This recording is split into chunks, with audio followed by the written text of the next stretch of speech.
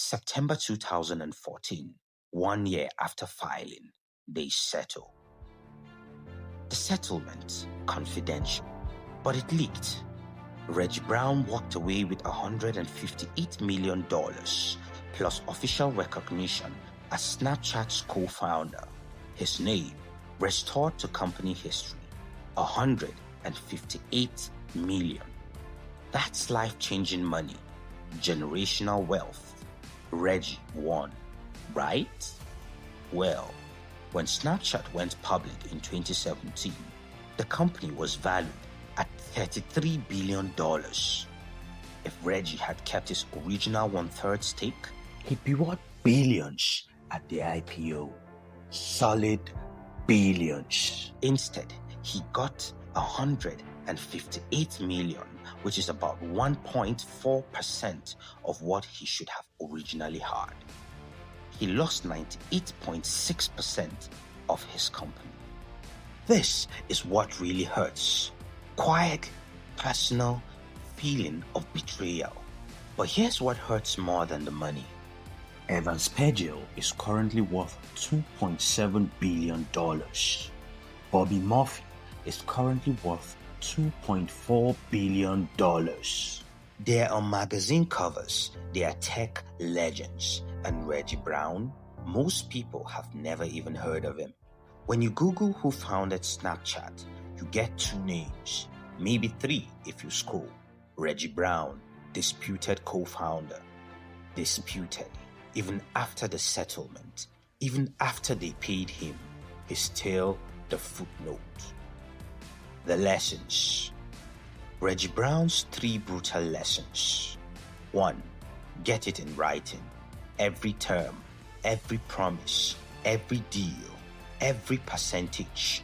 Handshake deals with friends are exactly what you can prove when you go to court. Nothing more, nothing less. Number 2, understand vesting.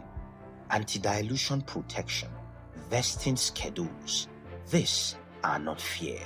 They are survival mechanisms. When you are in business, the moment you give up that amount of control, you give up every ownership you claim to have.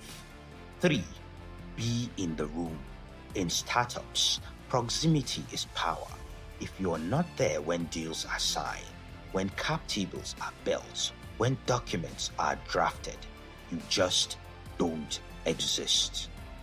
Reggie lost billions because he trusted handshakes over contracts. Don't make the same mistake.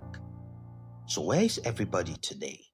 Evans Pagel, married to a supermodel, lives in a $100 million mansion, still CEO of Snap Inc., worth $2.7 billion. Bobby Murphy, still CTO, quiet, private, worth $2.4 billion. Together, they built a $30 billion company. Spectacles, augmented reality, they are tech titans. And Reggie lives quietly, invests in real estate, does some angel investing, probably tells every founder he meets, get it in writing. He's not on Forbes covers, he's not giving TED Talks, but he doesn't have to smile at the people who betrayed him either. Is that winning? I don't know. He got $158 million.